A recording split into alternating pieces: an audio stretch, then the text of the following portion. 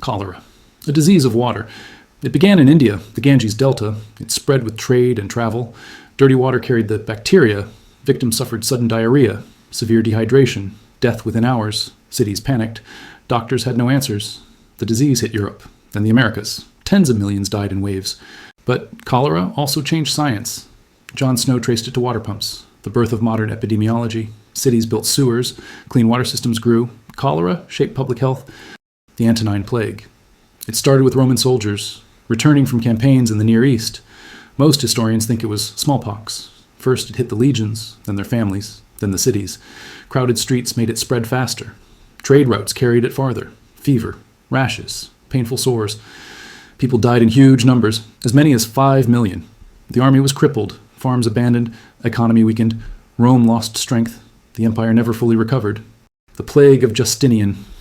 It began in Egypt. Grain shipments carried it to Constantinople.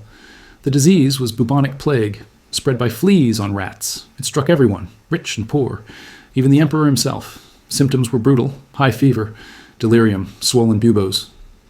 At the peak, 10,000 deaths a day, bodies dumped in mass graves. The empire lost half its people, armies collapsed, taxes vanished, expansion stopped.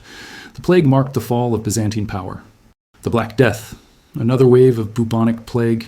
It began in Central Asia, spread along the Silk Road, and reached Europe by ship. Port cities fell first, merchants, sailors, then the towns. Rats carried fleas, fleas carried plague. Person-to-person spread made it worse. Symptoms were terrifying: black swellings, rotting flesh. Death in just days. Europe was shattered. 1/3 of the population gone. Some say half. Villages erased, fields empty. Labor shortages grew. Workers demanded wages. Feudalism crumbled. Religion lost power. Science gained ground. The Black Death reshaped Europe forever. Smallpox. It arrived with European ships. Sailors carried it. Conquistadors spread it. Indigenous people had no immunity.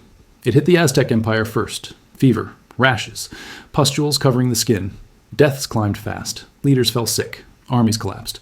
The Inca were struck next. Cities emptied. Food supplies failed. Some villages lost 90% of people. Smallpox cleared the way for conquest. Guns and steel played a role, but microbes won the continent. The Spanish flu. It began in the final year of World War I. First cases in army camps. Young soldiers struck down. Troop movements spread it worldwide. Symptoms were violent: high fever, coughing blood, lungs drowning in fluid. Unlike most flu, it killed the young and healthy. Whole regiments collapsed. Hospitals overwhelmed. Cities shut down. 1/3 of humanity infected. Up to 50 million dead. More than the war itself. The flu ended faster than it began, but it left fear that never faded. Polio, an old disease, but in the 1900s it exploded.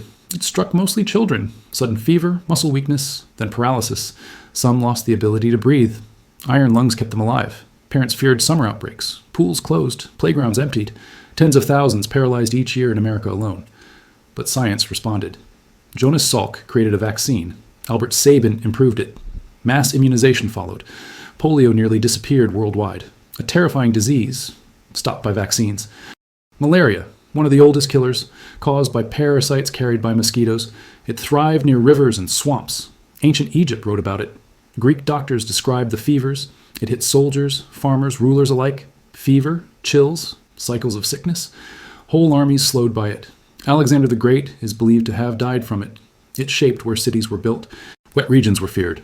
Empires drained by constant sickness. Even today, malaria still kills hundreds of thousands each year. An ancient disease that never left. Tuberculosis, known since antiquity.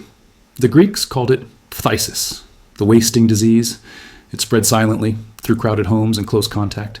Symptoms lingered: chronic cough, night sweats, blood and sputum. People wasted away slowly. It affected all classes: peasants, kings. Even pharaohs show signs of TB in their bones. It shaped culture, called the Romantic Disease in later centuries. But in ancient times it was relentless. No cure, just slow decline. One of humanity's oldest companions. Leprosy, now called Hansen's disease, mentioned in ancient texts from India, China, and the Bible. It began in small communities, then spread through trade and travel, slow-moving but devastating. Skin lesions, nerve damage, hands and feet deformed. It struck the poor most, but the wealthy too. Fear was worse than the disease. Victims were shunned, forced into leper colonies, banished from society. The stigma lasted centuries. Ancient leprosy reshaped laws and religion. A disease feared more for its image than its reality.